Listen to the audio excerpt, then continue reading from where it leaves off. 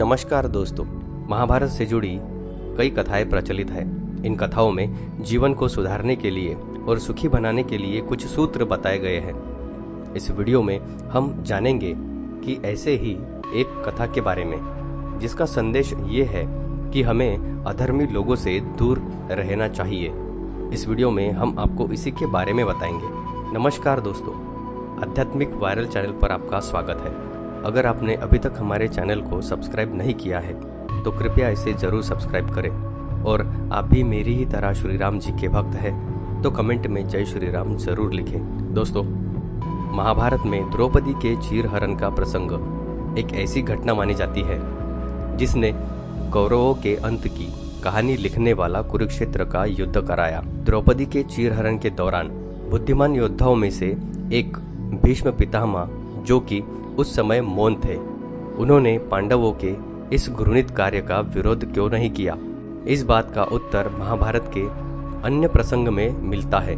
महाभारत की एक घटना के अनुसार जब भीष्म पितामह बाणों की शैया पर अपनी मृत्यु की प्रतीक्षा कर रहे थे तो द्रौपदी ने उनसे यह सवाल किया था कि आखिर वे अतीत में हो रहे पाप पर मौन धारण किए खड़े थे। वे यदि चाहते तो इसे रोक सकते थे, जिसके बाद महाभारत युद्ध की परिस्थिति ही नहीं बनती। दोस्तों, प्रचलित कथा के अनुसार कौरव और पांडवों का युद्ध अंतिम चरण में था। कौरव सेना के अलग अलग सभी महारथी पांडवों के हाथों पराजित हो चुके थे। भीष्म पितामह बाणों की शैया पर लेटे थे। उस समय एक दिन युद्ध विराम के बाद सभी पांडव और द्रौपदी भीष्म पितामह से मिलने पहुंचे। भीष्म पांडवों को धर्म अधर्म की नीतियों की और ज्ञान की बातें बता रहे थे। तब द्रौपदी ने कहा कि हे पितामह, आज आप इतनी ज्ञान की बातें कर रहे हैं, लेकिन जिस दिन भरी सभा में मेरा चीरहरण हो रहा था, मेरा अपमान हो रहा था, तब उस सभा में आप भी उपस्थित थे। तब आपका ये ज्ञान कहा गया था। आप उस समय चुप क्यों थे? तब आपने मेरी मदद क्यों नहीं की? उस समय आपके सामने अधर्म हो रहा था, लेकिन आप कुछ भी क्यों नहीं कर सके? भीष्म पितामह ने इस पर उत्तर देते हुए कहा कि हे पुत्री, मैं जानता था एक दिन मुझे इन सवालों के जवाब जरूर देने पड़ेंगे। जिस दिन ये अधर्म हो रहा था उस दिन भी मेरे मन में यही प्रश्न चल रहा था। उस समय मैं दुर्योधन का दिया अन्न खा रहा था, वह अन्न जो पाप कर्मों से कमाया हुआ था। ऐसा अन्न खाने की वजह से मेरा मन मस्तिष्क दुर्योधन के अधीन हो गया था। मैं ये सब रोकना चाहता था, लेकिन दुर्योधन के अन्न ने मुझे रोक दिया और ये अनर्थ हो गया। इस पर भीष्म पितामह ने दुखी होकर द्रौपदी को उत्तर दिया, मनुष्य जैसा अन्न ग्रहण करता है उसकी बुद्धि और विवेक भी वैसा ही हो जाता है।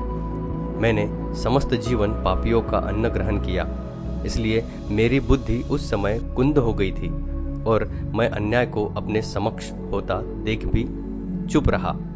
मैं कौरवों का ऋणी था और यही मेरे मौन का कारण था। इस पर द्रौपदी ने भीष्म पितामह से कहा कि धर्म के लिए आवाज उठाना ही कर्तव्य है। जो इससे विमुख होता है उसका यही हाल होता है जो आज आपका है। भीष्म पितामह की बात सुनकर द्रौपदी ने कहा कि आज आप ज्ञान की बातें कैसे कर रहे हैं?